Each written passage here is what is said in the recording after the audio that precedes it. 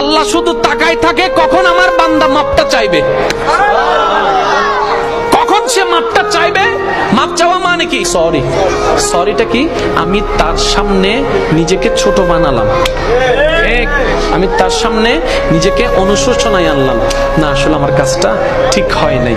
এবার আপনি করে ফেলছেন জেনা, আপনি করে ফেলছেন বন্ধু বান্ধবী মিলে একটা অপকর্ম, আপনি করে ফেলছেন কোনো নেশা, আপনি করে ফেলছেন কোনো সুদ, আপনি করে ফেলছেন কোনো ঘুষ, আপনি করে ফেলছেন কোনো অন্যায়, আপনি করে ফেলছেন কোনো একটা কাজ যেটা করে আপনি গুনাহ করেছেন, আল্লাহকে কষ্ট দিয়েছেন, আল্লাহকে নারাজ করেছেন। এবার এত বছর পর আপনার মনের মধ্যে একটা অনুশোচনার বোধ জাগলো, আপনি শুধু মন থেকে বলবেন আল্লাহ মাফ করে দাও না, আল্লাহ মাফ করে দাও না, আমি চেষ্টা করব ভবিষ্যতে আমি এইরকম কাজ আর করব না। আপনি শুধু নরম সুরে একবার বলবেন, আল্লাহ পাক জানেন আপনি যখন এরকম করে চোখের পানি ছেড়ে ছেড়ে যখন আপনি তওবা করেন, তখন আল্লাহ পাক ফেরেশতাদেরকে ডাক দেয়, ফেরেশতাদেরকে ডেকে বলে, ও জিবরাইল দেখো না আমার বান্দা কত ছোট বাচ্চার মতো কান্না করছে, কিভাবে চোখের পানি ফেলছে, কত রং বেরঙের কোন সুন্দর নামে আমাকে ডাকছে, কখনো রহমান ডাকছে, কখনো রহিম ডাকছে, দেখো না তার ডাকের কত মায়া, দেখো না তার ডাকের কত ভালোবাসা, কত মায়া দিয়ে আমাকে ডাকছে। ও ফেরেশতা জিবরাইল তোমার কোনো গুনাহ নাই সেটা আমি জানি, কিন্তু কখনো আমার এই গুনাহগার বান্দার মতো করে কখনো আমাকে ডেকেছো,